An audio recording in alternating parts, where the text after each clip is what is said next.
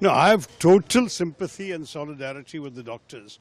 You may be aware that for some time now, a couple of years at least, I have been speaking publicly and in Parliament about the issue of violence against doctors.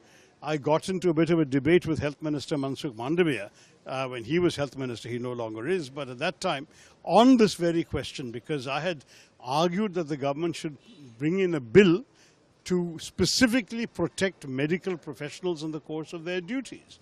And the government gave me a very odd reply that if they start doing it for one profession, they'd have to do it for others, that if they do it for doctors, they'll have to protect chartered accountants. I said, this is a ridiculous argument. I said so in Parliament, openly.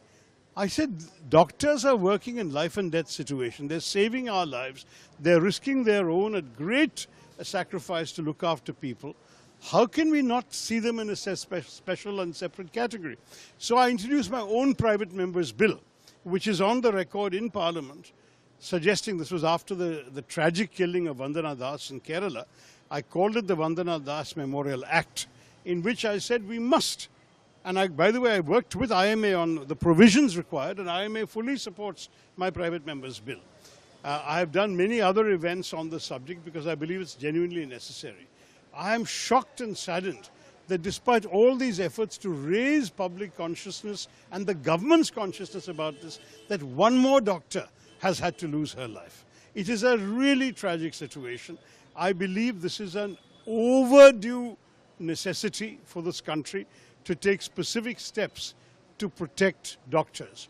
People enter hospitals in a state of mind which is often extremely tense. Sometimes the perpetrators are patients. Here there seems to have been some other factor or motive involved.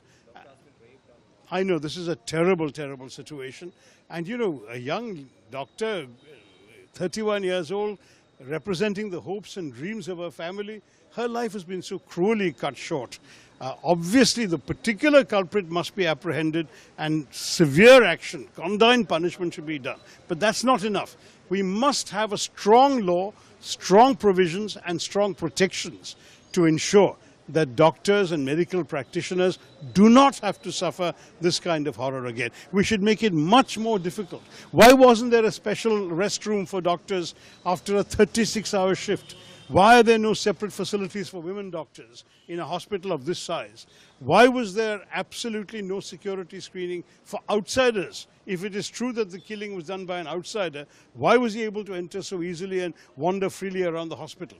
You can enter a hospital with permission to visit a patient, fine.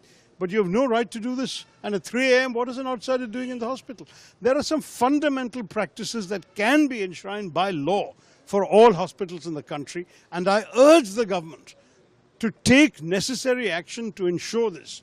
We are now reaching a stage where people are feeling it is unsafe to be a doctor.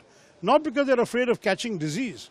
They're afraid of being attacked, of suffering violence. That should not happen in a country like ours. Are you amazing that they want a place like an airport like security in the hospital? Why not? Why not? You can't just go anywhere in an airport. Why should you be able to go anywhere in a hospital? Also, BJP saying that the Chief Minister should resign from the post. So this kind of politics is completely irrelevant as far as I'm concerned. We're talking about lives. Let's not drag everything down the muck and mud of politics.